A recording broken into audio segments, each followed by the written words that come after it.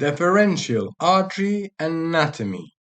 7 questions and answers. Is the deferential artery a branch of the inferior vesical artery? Yes, the deferential artery is a branch of the inferior vesical artery.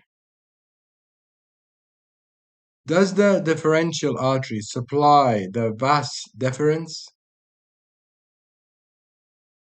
Yes, the deferential artery supplies the vas deferens. The deferential artery supplies the vas deferens. Does it also supply the testes and epididymis? Yes, the deferential artery supplies the vas deferens, testes, and epididymis. Does the deferential artery enter the testes?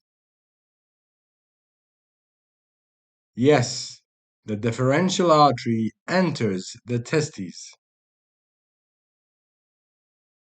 Does the deferential artery anastomose with other arteries? Yes, the deferential artery anastomoses with other arteries. Deferential artery anastomoses with which other artery? Deferential artery anastomoses with the testicular artery.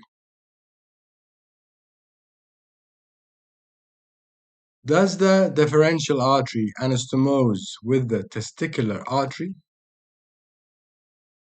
Yes, the deferential artery anastomoses with the testicular artery.